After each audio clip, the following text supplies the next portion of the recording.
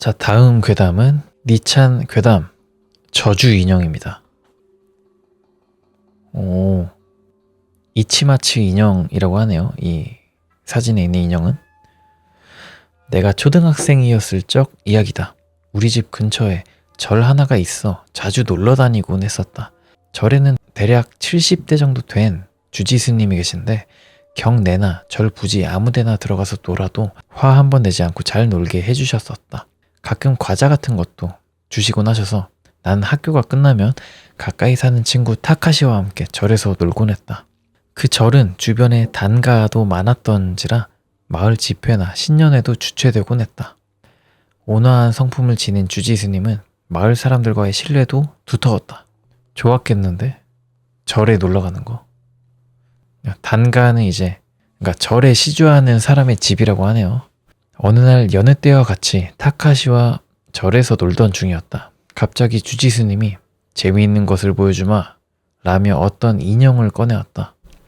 약 15cm 정도 길이의 작은 인형으로 진한 붉은색 전통복 차림이었으며 하얀 얼굴과 긴 머리, 가는 눈과 동그랗고 귀여운 눈동자가 인상적이었다.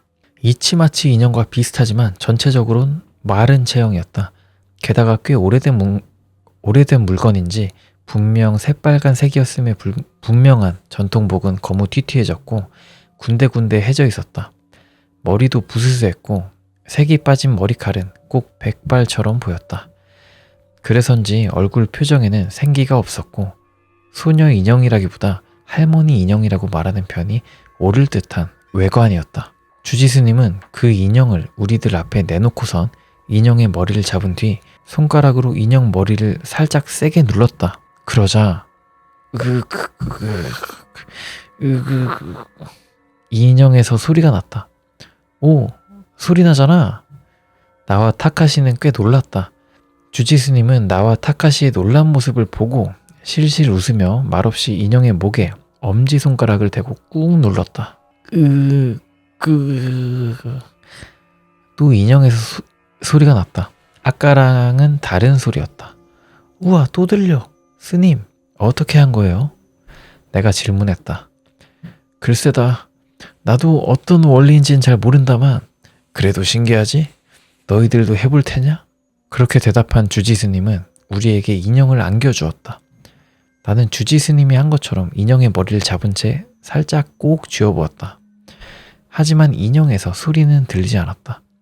타카시도 똑같이 해보았지만 인형은 아무 반응도 보이지 않았다. 엥? 소리 안 나는데 스님 어떻게 하면 돼요? 타카시가 물었다. 히히히, 이게 다 방법이 있다니까. 적어도 그것보다는 더 세게 눌러야지. 주지스님은 웃으며 대답했다. 이번엔 주지스님이 인형을 거꾸로 들어보았다. 그리고 인형의 무릎을 고정시킨 뒤 무릎부터 그 아래쪽을 반대 방향으로 돌렸다. 인형 다리 관절이 삐걱댔지만 주지스님은 신경 쓰지 않는 것 같았다. 깨으 인형이 또 소리를 냈다. 그것을 본 주지스님은 만족한 듯 웃었다. 인형을 너무 조심스레 다룰 필요 없어. 오히려 부수겠다는 마음으로 해야 좋은 소리를 낸단다. 응? 주지스님이 말했다. 이후 나와 타카시는 인형이 소리를 내도록 하는데 성공했다.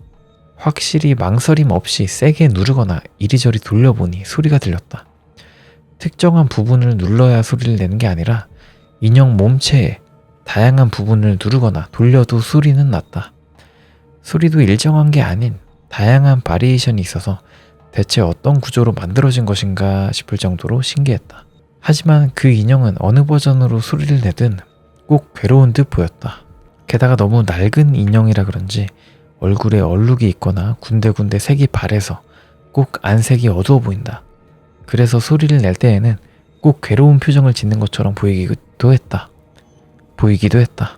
처음엔 재밌어 하던 나도 점점 기분이 나빠지기 시작했다. 야, 이제 재미없다. 타카시도 그만하고 집에 가자. 조금만 더 하고. 타카시는 아직 질리지도 않았나 보다. 주지스님과 함께 인형을 만지며 소리가 나면 즐겁다는 듯 웃어대고 있었다. 그날 나는 혼자 먼저 집으로 돌아갔다. 그 이후에도 나와 타카시는 자주 절에 놀러갔다.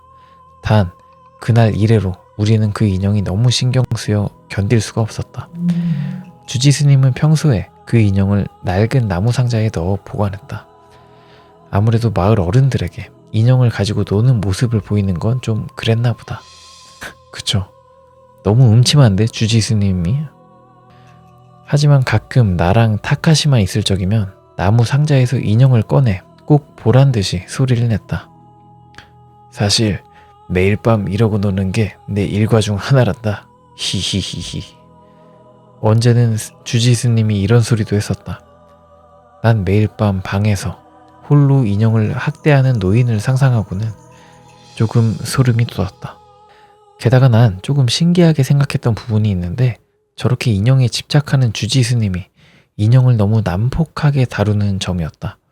소리를 내게 하기 위해 거칠게 다루는 것은 물론이고 평소 다른 관리조차 전혀 하지 않는 것처럼 보였다. 인형은 늘 너덜너덜했다. 어떤 때는 한여름 무더운 대낮에 인형을 직사광선 아래에 그냥 방치해 두기도 했다. 이렇게 하면 밤에 엄청 좋은 소리를 낸단 말이야. 주지스님은 희죽대며 말했다.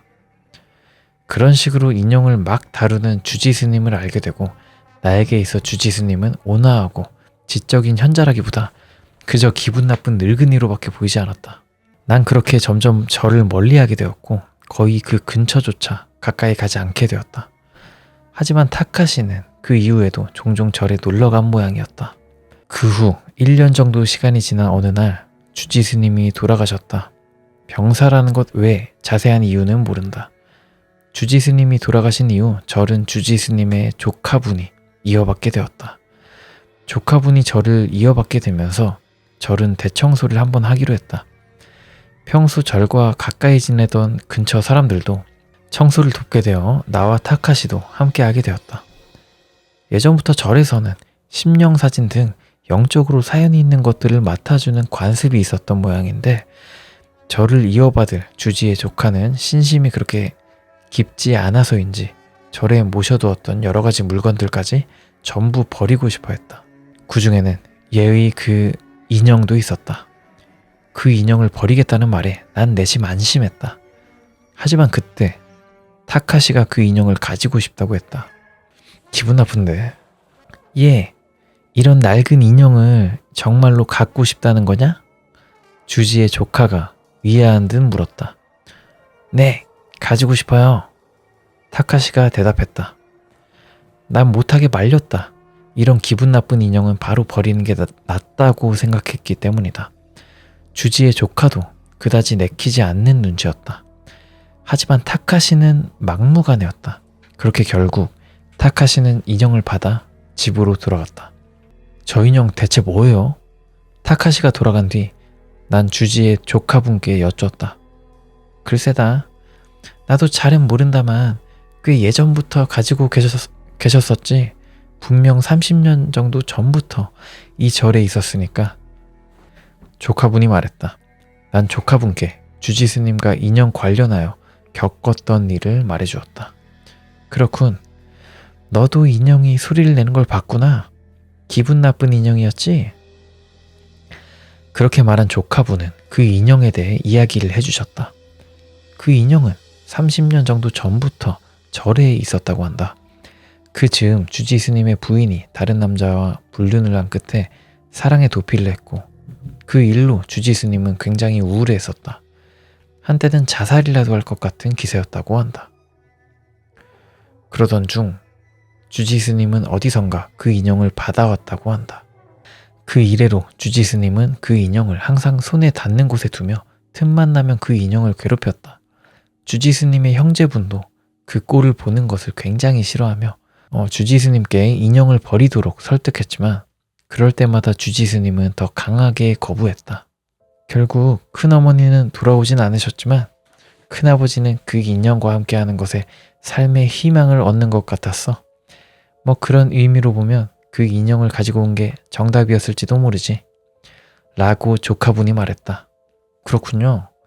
왠지 주지스님이 불쌍하기도 하네요. 그건 그렇고 주지스님의 부인분은 정말 너무해요. 사랑의 도피라니. 나는 말했다. 뭐 그렇지. 하지만 큰 어머니는 집을 나가고 얼마 안 되어서 사고로 돌아가셨다고 해. 입소문으로 들은 것이라 장례식에 가거나 하진 못했지만 꽤나 비참한 꼴로 돌아가셨다더라. 내 친척이라고는 해도 당시엔 자업자득이라고 생각했었지. 주지스님의 조카는 먼 곳을 보며 쓸쓸한 듯 말했다. 며칠 뒤 타카시네 집에 놀러 가게 되었다. 타카시네 가족은 꽤 문제가 많은 가정이었는데 일단 아버지가 일을 하지 않는다. 매일 술에 진탕 빠져 살며 타카시의 어머니와 타카시에게 폭력을 휘두르는 사람이었다. 그래서 타카시의 얼굴에는 항상 멍이 들어있었다. 그런 집이어서 타카시네 집에 갈 일이 그다지 없었는데 그날은 마침 아버지가 없다는 말에 타카시 집에서 놀 기회가 생겼다. 그 인형 어딨어? 인형이 무척 신경 쓰였던 나는 타카시에게 물었다. 아, 그거 저기 있어. 타카시는 서랍장 쪽을 가리키며 대답했다. 여전히 괴롭히면서 노는 거야? 나는 타카시가 주지스님과 똑같은 짓을 하는 건 아닐지 조금 불안해졌다. 아니, 받아온 이래로 그냥 계속 저기 두기만 했어. 타카시가 대답했다.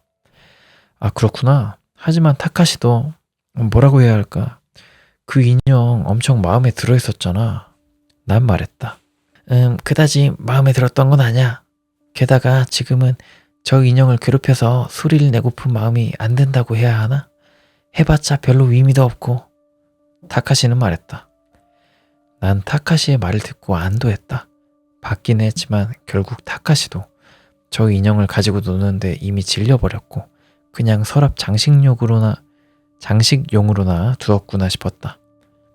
해봤자 별로 의미도 없고 라고 한 건 혼자서 인형을 괴롭히는 게 얼마나 별난 짓인지에 대해 타카시가 깨닫게 되었기 때문이라 생각했다. 그렇게 며칠 뒤 타카시의 아버지가 돌아가셨다. 집에서 갑자기 심장 발작이 있었다고 한다. 난 아버지와 함께 장례식장을 찾았다.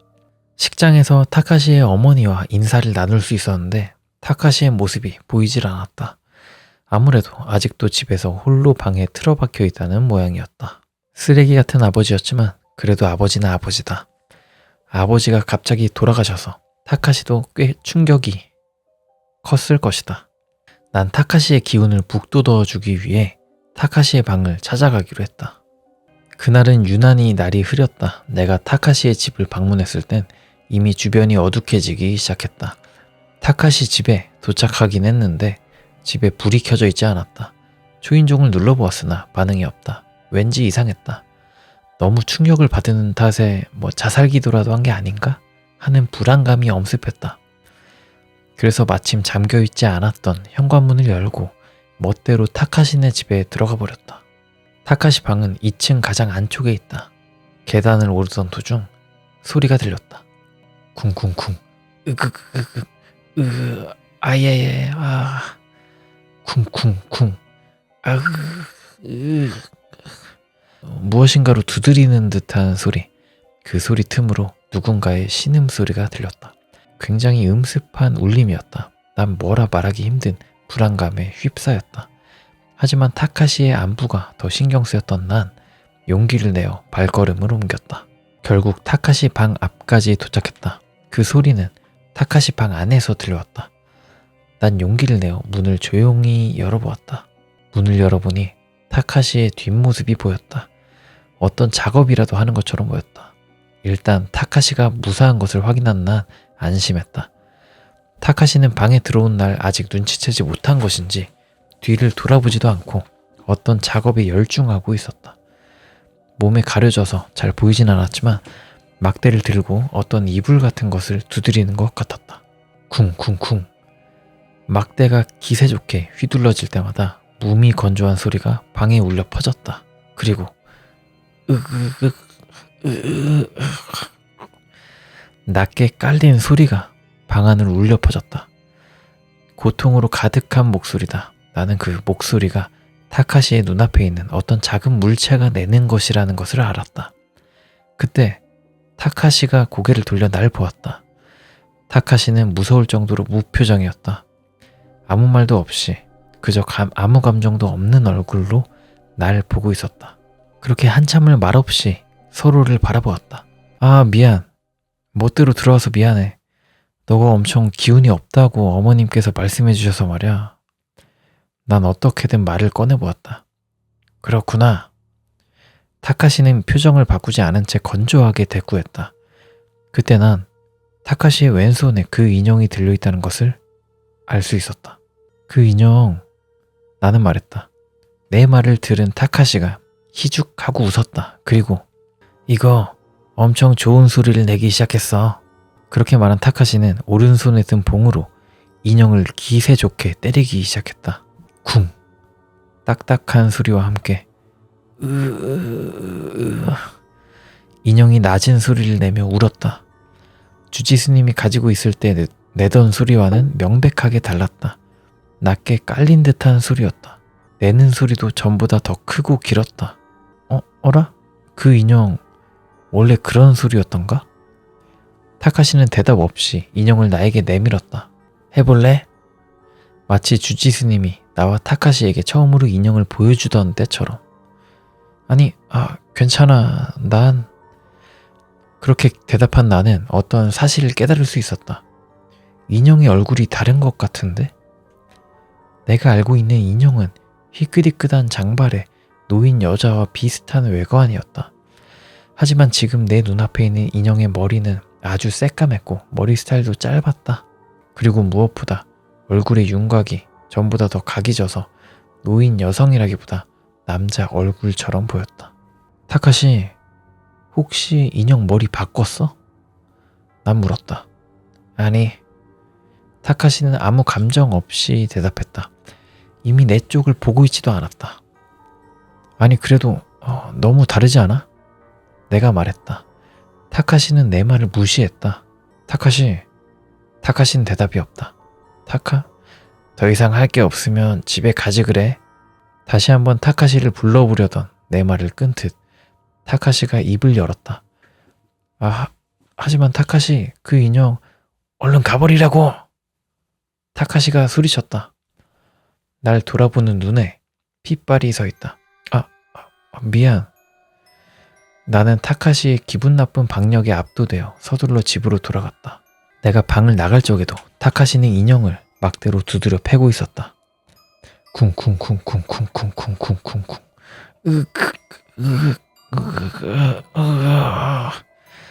그 소리를 더 이상 듣기 힘들어진 나는 귀를 막은 채 필사적으로 타카시의 집을 떠났다.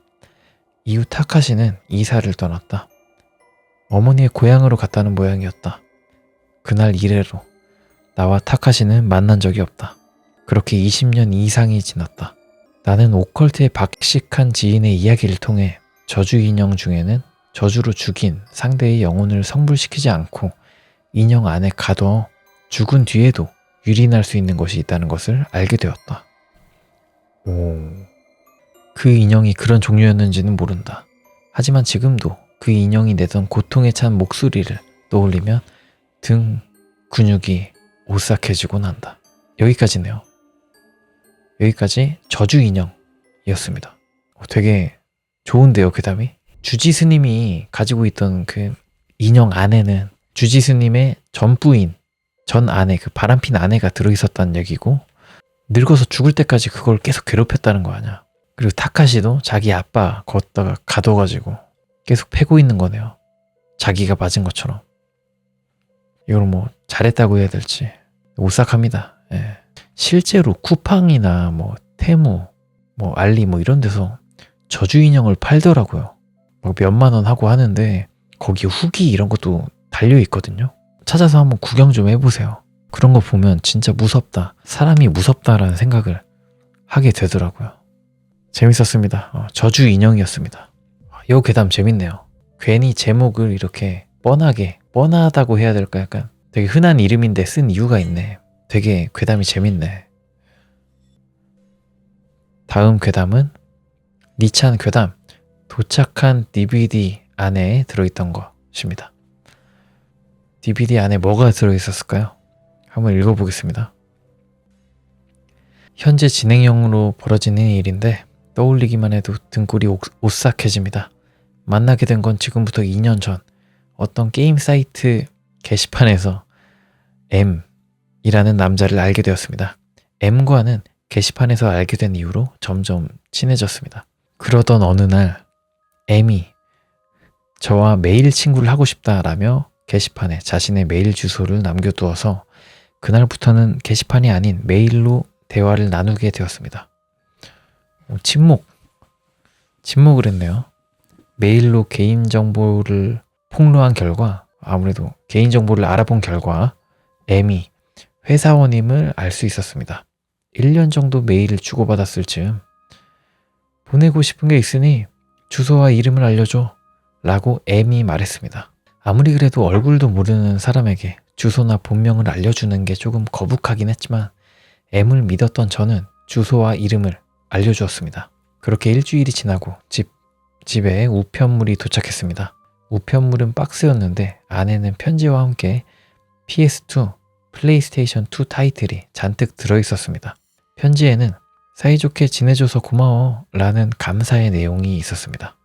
하지만 편지에 적혀있던 글의 마지막이 조금 신경 쓰였습니다. 앞으로 1년만 친하게 지내줬으면 해. 일단 저는 M에게 메일을 통해 감사의 마음을 전함과 함께 앞으로 1년이라니 대체 무슨 소리야? 라고 물었습니다만 나중에 M이 보낸 메일에는 비밀이라고만 적혀 있었습니다.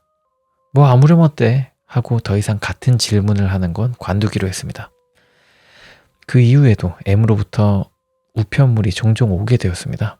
만화책이나 음악 CD, 그리고 게임 소프트 등 받기만 하기도 좀 뭐해서 저도 필요 없는 게임 소프트나 만화책을 M에게 보냈습니다. 그러자 M이 메일로 나한테는 보내지 말아줬으면 해 라고 말했습니다. 왜지? 라고 생각했습니다만 뭐 받을 수 있는 건 받지 뭐 하고 깊이 생각하지는 않았습니다. 그죠? 뭐 가족들이랑 같이 산다든가 하면 힘들 수 있죠. 받는 게. 그리고 작년 크리스마스 평소와 같이 M으로부터 우편물이 도착했습니다. 복사된 DVD 한 장이었는데 애니메이션이라도 넣어줬나 싶어 그 DVD를 바로 재생해 보았습니다. 그러자 화면에는 아무것도 없었고 그저 쏴 하는 잡음만 들려왔습니다. 뭐야 이거? 라고 생각하던 중 갑자기 화면이 보이기 시작했고 부스스한 머리에 수염을 지저분하게 기른 안경 쓴 남자 얼굴이 화면 전체를 가리고 있었습니다. 뭔가를 조절하는 것을 보아 아마도 비디오 카메라를 세팅 중인 것 같았습니다. 그리고 남자 얼굴이 멀어지는가 싶더니 바로 주변 풍경이 보였습니다. 바닥은 더러운 나무 바닥이었으며 책이나 쓰레기가 널려 있었습니다. 벽에 붙여놓은 포스터는 거의 떨어져 있어서 남자방 같은 느낌도 들었습니다만 의자와 그 위에 걸어놓은 로프 외에는 아무것도 없었습니다. 그때 왠지 나쁜 예감이 들었습니다. 어떻게 스너프 필름 느낌인데? 스스로 죽으려나 보다. 남자는 의자에 앉아 쭝얼쭝얼 혼잣말하기 시작했습니다. TV 볼륨을 크게 하여 들어보니 아이코 죽는다, 아이코 죽는다, 아이코 죽는다, 아이코 죽는다, 아이코 죽는다. 이 말을 10분 정도 반복했습니다. 아이코라니 대체 누굴 말하는 거야? 이 남자가 무슨 관계가 있는 사람인가? 그보다 이 남자는 M인 건가? 말이 끝난 뒤 남자는 의자 위에 올라가 동그랗게 묶은 줄에 목을 걸었습니다. 나는 설마? 하고 나쁜 예감이 들었습니다만 그 예감은 보기 좋게 적중했습니다. 줄에 목을 건 뒤 남자는 자기 발로 의자를 차버렸고 마른 남자의 몸은 목을 맨 채 미동도 하지 않게 되었습니다. 설마 이러고 나서 매일 연락 안 되면 이 남자가 M인 거잖아. 히익! 저는 너무 놀란 나머지 주저앉고 말았습니다. 한참 동안 멍하니 앉아있기만 했습니다. 잠깐 진정하는 시간을 가진 뒤 저는 바로 M에게 메일을 보냈습니다. 하지만 M에게서 답장은 오지 않았습니다. 걱정이 된 저는 몇 번이고 M에게 메일을 보냈습니다만 결국 답장은 오지 않았습니다. 뭐요? 진짜 M인 건가? 아까 그 남자가? 화면 속 목을 메고 죽은 남자는 혹시 M이었던 걸까? 하지만 그때 제 머릿속에는 어떤 의문이 스쳤습니다. DVD 속 자살한 남자가 M이라면 이 DVD는 어떻게 보낸 거지? 라는 생각을 하는 것만으로도 심장이 멈추는 것 같았습니다. 진짜 그러네. 그 M이 아닌 건가? 그 시점에 전 이 DVD를 경찰에게 가져다 줬어야 했는지도 모릅니다. 하지만 그때 저는 정신이 없어 냉정한 판단을 내릴 수가 없었습니다. 무서워진 저는 고등학교 친구에게 이 DVD를 봐달라 부탁했습니다. 친구는 무서우니까 나중에 볼게 라며 그 DVD를 받아갔습니다. 친구에게 DVD를 준 새벽 2시경 휴대폰으로 전화가 걸려왔습니다. 친구는 당황한 목소리로 야, 이거 진심 위험한 물건이야. 얼른 불제 받아. 불제? 뭔 소리야? 남자가 자살하는 영상인데? 너 여자 안 보여? 여자? 기모노 차림의 젊은 여자가 남자를 뒤에서 끌어안고 기분 나쁜 미소를 지으면서 이쪽을 바라보고 있었다니까. 난 그런 거 못 봤는데. 일단 내일 DVD 돌려줄 테니까 불제 받고 바로 처분해버려. 친구는 바로 전화를 끊었습니다. 그때까진 친구가 잠꼬대라도 하는 줄 알았습니다. 그리고 다음날 일을 마친 뒤 친구 집에 가서 DVD를 받은 뒤 딱 한 번만 영상을 보기로 했습니다. 하지만 기모노 차림의 여성은 보이지 않았습니다. 그때 전 이번엔 여자친구에게 영상을 보여주기로 했습니다. 3년 전부터 사귀기 시작한 연상 여자친구인데 영감이 있다라는 말을 자주 했었습니다. 영상을 재확인하고 이틀 뒤 여자친구를 제가 사는 아파트에 불렀습니다. 봐줬으면 하는 게 있는데 라며 DVD를 그녀와 함께 봤습니다. 뭐 이런 걸 여자친구랑 같이 봐. 사이콘가? 그러자 남자가 혼잣말을 한참 하던 도중 끼야 하며 여자친구가 크게 비명을 지르고 바로 주저앉아 버렸습니다. 왜 그래? 뭐가 보였어? 라고 물으니 여자친구는 안 보여? 하얀 기모노 차림에 머리가 반은 찌그러진 채 피를 뚝뚝 흘리고 있는 여자가 안 보여? 이 시점에서야 전 이 DVD가 위험한 물건임을 알았습니다. 여자친구는 얼굴이 새파랗게 질린 채 실금까지 하고 말았습니다. 헉스. 그리고 여자친구도 친구가 말한 것처럼 반드시 불제를 받아 라고 말했습니다. 그리고 또 다음날 절 주지스님께 무리하게 부탁하여 불제를 받았습니다. 주지스님은 괜찮아 라고 말씀해 주셨습니다. 그리고 DVD는 주지스님께 맡겼습니다. 전 이것으로 모든 게 끝났다고 생각했습니다. 하지만 다음날 아침 휴대폰이 울려서 받아보니 친구 어머니가 당황한 목소리로 물으셨습니다. 카즈가 나흘 전부터 집에 오질 않아. 혹시 어디 있는지 모르니? 저는 몰라요 라고만 대답했습니다. 그 직후 나쁜 예감이 들어 그날 이후 연락이 없었던 여자친구에게 서둘러 전화를 해보았습니다. 하지만 전화와 메시지를 몇 번이고 해봐도 답장이 오지 않았습니다. 걱정이 된 저는 여자친구 아파트를 찾아가 보았습니다. 하지만 아파트에 여자친구는 없었습니다. 조금 상황을 지켜보자 싶어 이틀 정도 여자친구의 연락을 기다렸습니다만 연락은 전혀 오지 않았습니다. 이거 진심으로 큰일이다 라고 생각한 저는 여자친구 고향집 부모님께 연락을 드린 뒤 경찰에 신고했습니다. 친구에게도 몇 번씩 연락해봤습니다만 여전히 집에 들어오지 않았다고 하며 친구 부모도 경찰에 신고를 한 상태라고 합니다. 그리고 다시 이틀 뒤 집에 우편물이 도착했습니다. 저는 그것을 보고 미친 듯이 소리를 질렀습니다. 주지스님께 처리를 부탁했던 그 DVD였습니다. 편지는 단 한 장도 들어있지 않았으며 보낸 사람은 M이었습니다.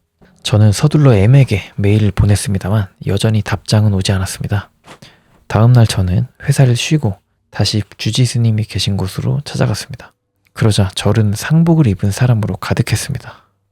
죽었나 본데? 무슨 일이냐 여쭈니 주지스님께서 지난밤에 심장 발작으로 돌아가셨다고 합니다.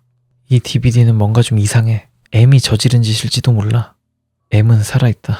확실하진 않지만 DVD와 M에 대해 경찰에게 상담해 보기로 했습니다. 저는 그 전에 다시 한번 DVD를 확인차 보기로 했습니다. 하지만 역시 아무것도 보이지 않았고 포기한 제가 DVD를 빼려던 그 순간 내가 보고 싶어? 쉰 듯한 목소리가 똑바로 들려왔고 전 그 자리에 주저앉아 비명을 질렀습니다. 서둘러 경찰에게 DVD를 제출한 뒤 M에 대한 이야기를 늘어놓았습니다. 그렇게 현재에 이르렀습니다만 지금까지 친구도 여자친구도 찾지 못한 상태입니다. 하지만 어제 다시 M으로부터 DVD가 도착했습니다. 편지는 들어있지 않았고 DVD가 한 장 들어있을 뿐이었습니다. M은 대체 누구일까요? 영상 속에서 목을 메고 죽은 남자는 대체 누구였을까요? 지금도 수수께끼입니다. 단어가 웃기네. 그리고 오늘 오랜만에 M에게 메일이 도착했습니다. 도망칠 수 없어. 슬슬 끝내주겠어. 이건 아이코에 대한 복수다. 솔직히 이해할 수 없었습니다. 저는 아이코라는 여성을 모릅니다. 그저 이젠 저도 위험에 빠질 것 같은 기분이 듭니다. 마지막으로 저는 이 DVD 영상을 동영상 사이트에 올릴지 말지 고민 중에 있습니다. 솔직히 동료가 필요합니다. 저도 인간이니까요. 미친 거 아냐? 네 혼자 처리해. 그니까. 아무튼 여기까지였습니다. 이거지. 행운의 편지로 마무리시키지. 이 맛이네. 좋은 괴담인데요. 기분 나쁘게 도착한 DVD 안에 들어있던 것이라는 괴담이었습니다. 재밌는데요? 괜찮은 듯? M은 근데 아이코는 뭐예요? 아이코가 무슨 뜻이지? 댓글에 뭐가 써져 있으려는가? 댓글 한번 보겠습니다. 주인공이 민폐 덩어리네요. M이 트롤러네. 아무튼 좋았습니다. 도착한 DVD 안에 들어있던 것 괴담이었습니다. 나쁘지 않았네요. 자, 이번에 읽어볼 괴담은 심령 스폿 실황 문자입니다. 뭘까요? 어느 날 밤의 이야기다. 평소에 자주 연락하지 않는 편인 친구로부터 문자가 도착했다. 지금 담력 시험하러 갈 건데 너도 같이 안 갈래? A군이랑 B코, C군도 있는데 어때? 갈래? 뭐 이런 내용이었다. 난 이미 씻고서 푹 쉬고 있을 오후 8시쯤이었다. 조금 관심은 있었지만 오래간만에 즐기는 여유 시간이 아까워 거절했다. 아쉽다. 그래. 이왕 문자한 김에 실황 문자 보낼게. 목적지는 땡땡병원이야. 땡땡병원이라면 이 지방에서는 꽤 유명한 심령 스팟이다. 나는 주말이라 다른 사람도 있겠지. 같은 생각과 함께 적당히 문자 상대를 해주며 여유 넘치는 주말 밤을 보내고 있었다. 그 뒤 그런 일이 벌어질 것이라고는 생각조차 못한 채 결국 그들은 친구 둘을 더 꼬셔서 6인 단체로 땡땡병원에 가게 된 모양이었다. 문자는 쉼없이 이어졌다. 흥분감을 감출 수 없다는 것이 손끝으로 느껴질 정도로 알 수 있었다. 가끔 차 안에서 찍은 것 같은 사진이나 동영상이 첨부되어 있기도 했다. 운전수인 A군과 예비 운전수인 D군 외에는 다들 맥주를 마시기도 하며 신나 있는 모양이었다. 즐거워 보이는 문자를 보다 보니 거절한 것이 조금 후회되기도 했다. 결국 문자 상대나 해줄 거면 가는 편이 나았을 텐데 같은 생각을 하기도 했다. 얼마 지나지 않아 차는 목적지인 병원에 도착한 모양이었다. 그럼 A 돌격부대 출격합니다. 라는 기합 잔뜩 들어간 문자와 함께 병원 입구 사진이 도착했다. 기분 나쁜 분위기가 감도는 사진이었다. 왠지 안개가 낀 것처럼 보이는 것 같기도 하다. 심령 스폿이니 그런 기분이 드는 것도 당연하지. 그런 생각이 들었다. 그런 나는 어느새 실황을 즐기기 시작했다. 여름에 자주 하는 특별 방송을 보는 것처럼. 먼저 1층 진찰실. 별거 없네. A군이 책상을 뒤지고 있습니다. 딱히 눈에 띄는 건 없는 것 같아.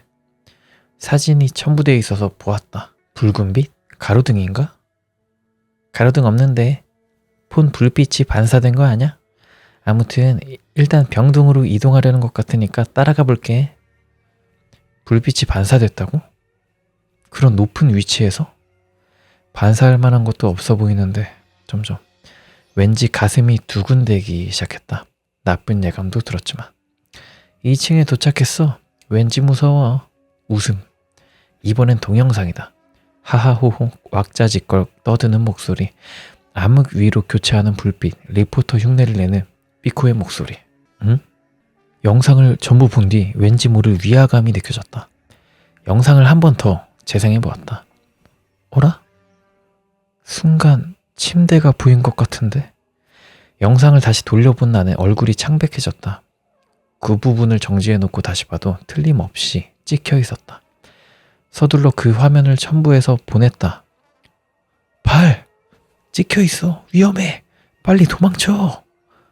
A군으로부터 전화가 왔다. 야, 너 사진에 뭔 짓 했지? 하지마 그런 거. 왠지 소란스럽다. 다들 동요하는 것 같았다. 야, 나 아무 짓도 안 했어. 정말로 찍혀 있었다고. 어서 거기서 나오는 게 좋을 것 같아. 소리 지르듯 대답한 그때. 으흐흐. 어? 뭐야, 왜 그래? 놀래킬 생각하지 마. 놓치지 않을 거야. 뭐야 이거? 너잖아. 너라고 말해줘. 끼야! 전화 뒤편에서 비명 소리가 들렸다. 혼란에 빠진 나는 필사적으로 전화에 대고 소리치고 있었다. 도망쳐! 뭐야 저거? 야, 다들 1층으로 가! 전화를 끊는 것도 잊은 듯 멀리서 A군의 목소리가 들렸다. 무슨 일이 벌어지는 것인지 알 수 없었다. 비명소리와 뛰는 말소리가 뒤섞인 와중 귀에 거슬릴 정도로 들리는 여자 웃음소리. 나는 몸을 움직이지도 못하고 전화를 귀에 댄 채 필사적으로 기도하고 있었다. 누군가의 이름을 울면서 외치는 목소리가 들린다. 그리고 이어지는 단말마의 절규. 비명, 웃음소리, 비명, 웃음소리. 머리가 이상해질 것 같았다. 어떻게 해야 할지조차 알지 못하고 귀에서 전화를 떼지도 못한 채 그저 울고만 있었다. 한참 뒤 거짓말처럼 주위가 조용해졌다. 정신이 돌아온 나는 경찰에 전화했다. 전화 받은 경찰관이 화를 내긴 했지만 일단 현장에 가주긴 할 모양이었다. 그렇지만 안심이 아닌 불안이 엄습해온다. 나는 차키를 손에 쥐고 뛰어나가고 있었다. 경찰이 와주니까 괜찮아. 같은 멍청한 생각을 하며 현장을 향했다. 현장을 향하는 도중에도 문자 도착과 통화 착신 알림이 몇 번인가 있었지만 나는 그런 게 온 줄도 모르고 그대로 현장에 도착했다. 무서워서 차에서 내리는 것을 망설였다. 경찰은 아직 도착하지 않은 것 같았다. 문득 휴대폰 착신 음이 들려 서둘러 확인해 보았다. A군에게서 온 전화와 B코가 보낸 문자였다. 살려줘. 여기야. 빨리 와줘. 경찰. 그 뒤는 내용 없는 메일이 3통이 있었다. 뭔가가 첨부되어 있다. 마음을 굳게 먹고 첨부 파일을 열었다. 숨을 삼켰다. 말이 나오지 않았다. 화면에는 참가자들을 붙잡은 채 미소 짓는 모르는 여자의 눈이 보였다. 마지막은 동영상이었다. 무엇인가 속삭이며 웃는 여자였다. 얼굴이 창백해진 나는 도망치려 했다. 그때 뒤에서 붉은 등이 다가왔다. 순간 안도를 한 뒤 서둘러 순찰차에 다가갔다. 경찰관 2사람에게 사정을 설명하고 첨부된 영상을 보여주니 바로 지원을 요청했다. 고요한 병원에 경찰관 2이 향했고 나는 후발대를 기다리도록 부탁받았다. 얼마 지나지 않아 후발대가 도착했고 전원이 병원 안에 들어갔다. 안은 어둡고 습기가 가득했으며 공포를 머금고 있었다. 얼마 지나지 않아 무선에서 목소리가 들렸다. 2층에서 사람을 발견한 모양이었다. 우리들은 서둘러 2층을 향했다. 204호실에 놓여있는 침대 6개. 그 위에 친구들 모두가 누워있었다. 경찰관들이 다가가 말을 걸어보아도 반응이 없다. 구급차를 불러 모두를 태우기 시작했고 멍하니 서 있는 내 앞에서 친구들은 점점 구출되어 갔다. 모두가 구급차에 옮겨지고 나는 사정을 설명하기 위해 경찰서를 향했다. 경찰서에 도착했을 땐 이미 아침이었다. 경찰관은 믿어주지 않았지만 사진과 영상을 보이며 설명해 나갔다. 하지만 영상과 사진 모두 이상한 부분은 없었다. 게다가 A군 전화에는 발신 기록조차 없다. 그 뒤에도 몇 번을 경찰서에 불려가 사정을 설명했다. 그때 구출된 유기는 두 사람은 아직 의식 불명, 두 사람은 정신병으로 입원, 두 사람은 원인을 알 수 없는 자살. 너무 슬픈 결말이었다. 난 필사적으로 그때 일을 잊으려 노력했다. 물론 휴대폰은 새 것으로 바꾸었으며 전 휴대폰은 무서워서 절에 맡겼다. 그 일이 있고 1개월이 지나고 나도 슬슬 그때 일을 잊어가고 있었다. 그러던 어느 날 집에서 쉬고 있으니 전화가 울렸다. 전화를 본다. 아니네. 어디서 울리는 거지? 조심조심 옷장을 열어보았다. 옛날 휴대폰. 나는 도망칠 수 없는 거구나. 나는 울려 퍼지는 옛 휴대폰을 보며 무엇인가를 포기했다. 틀림없이 절에 맡긴 그 휴대폰이다. 대체 무슨 일이 벌어지고 있는 것인지 알 수 없었다. 일본에서는 뭐 안 좋은 물건 있으면 다 절에다가 맡기네요. 대체 무슨 일이 벌어지고 있는 것인지 알 수 없었다. 무의식 중에 예전 폰을 손에 두고 화면을 보았다. 문자 알림이었다. 자살한 B코로부터의. 오랜만이야. 드디어 찾았네. 기다리고 있어. 첨부된 사진에는 그 병원 근처에서 목을 맨 B코의 모습이 찍혀 있었다.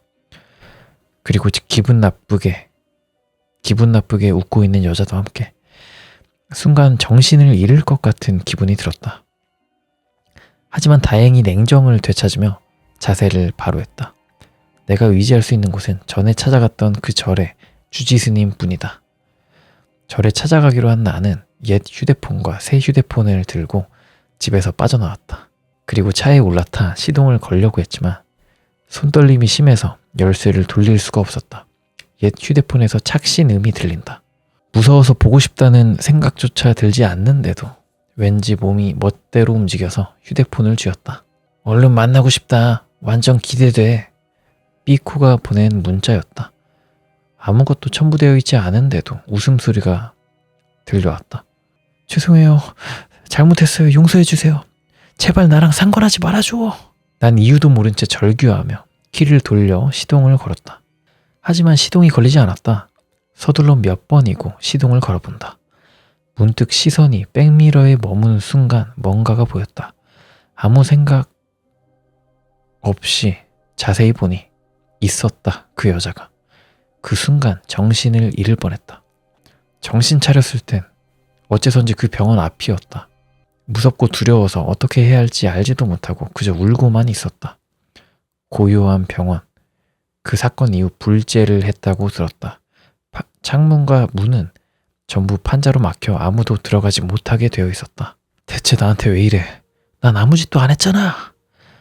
난 마구 소리치기 시작했다. 얼굴을 눈물로 적시며 소리치는 내 모습을 누군가 봤다면 미친 사람으로 생각했을 것이다.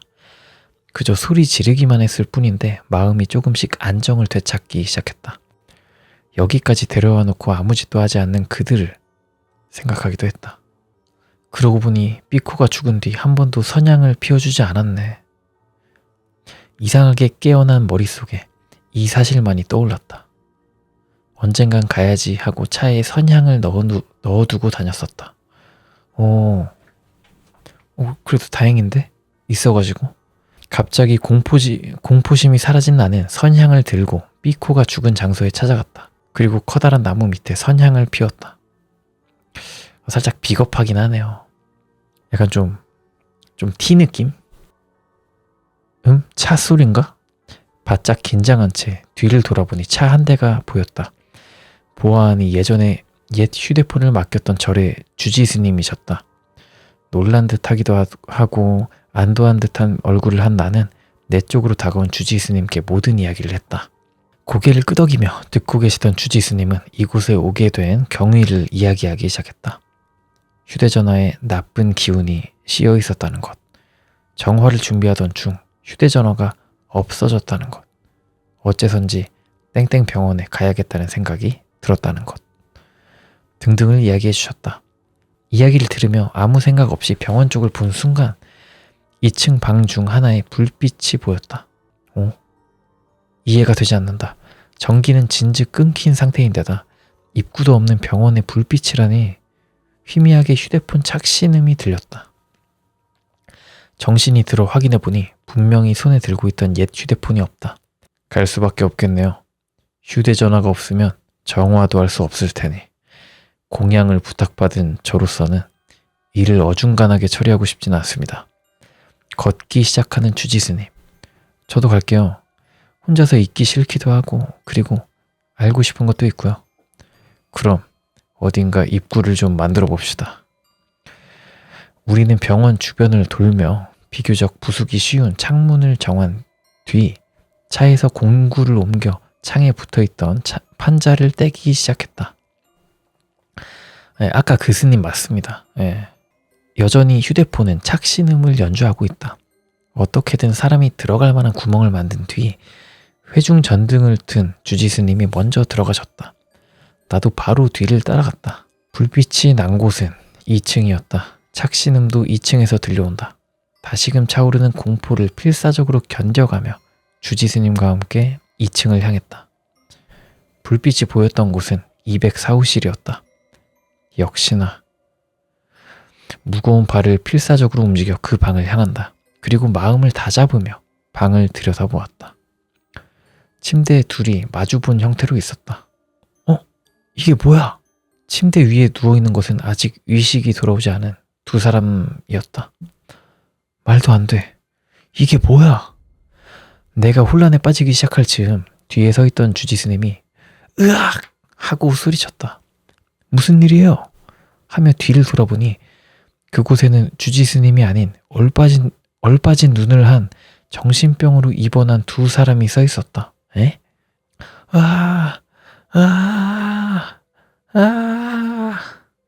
완전히 패닉 상태에 빠진 내 왼쪽 귀에 그 여자의 목소리가 들려왔다. 이히히히.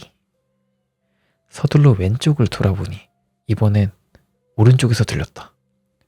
그리고 그 소리는 방 전체에서 울려 퍼지기 시작했다. 여기서 난 다시 정신을 잃은 모양이었다. 정신을 차려보니 나는 절 본당에 누워 있었다. 눈앞에는 주지스님이 단 위에 옛 휴대폰을 놓고 일사불란하게 독경을 하고 계셨다. 잘 풀린 건가? 내가 말을 걸자 주지스님이 천천히 고개를 돌렸다. 주지스님의 말씀에 따르면 그 방을 들여다보던 순간 복도 안쪽에서 착신음이 들렸다고 한다. 주지스님이 그 소리를 듣고 그쪽을 응시하고 있으니 내 비명소리가 들려 서둘러 다시 방 쪽을 보았다고 한다. 침대 위 휴대폰이 있어서 그 휴대폰을 염주로 묶은 뒤 쓰러진 날 안고 절까지 돌아왔다고 한다. 이후로 계속 휴대폰에 씌인 나쁜 기운을 정화하고 있었다고 하셨다. 그때 내가 본 두 사람은 환각이었다고 한다. 그렇겠네요. 자, 이제 이것으로 휴대전화에 씌어있던 나쁜 기운의 정화를 마쳤습니다. 주지스님은 차분한 어조로 조용히 말씀하셨다. 감사합니다. 정중하게 감사를 표한 나는 주지스님의 제자가 가져다준 내 차를 타고 집에 돌아갔다. 드디어 해방된 것이다. 불합리한 상황에 시달리는 것도 이제 사라진 것이다. 이렇게 생각하니 참을 수 없을 정도로 눈물이 흐르기 시작했다.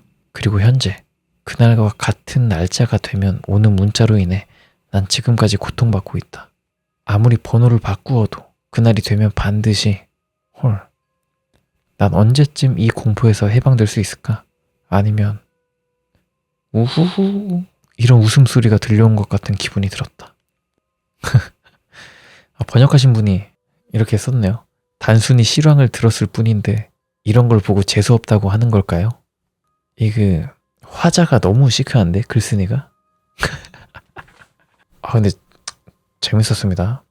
이 괴담이 뭐가 마음에 드냐? 심령 스팟에 직접 가는 플롯이 아니라 간 사람들의 문자를 받는다는 그 상황이 되게 신선했습니다. 괴담을 읽는 입장에서. 그런데 그 글쓴이가 너무 싸가지가 없다. 너무 시크해. 아무튼 재밌었습니다. 심령 스팟 실황 문자라는 괴담이었습니다. 좋은데요?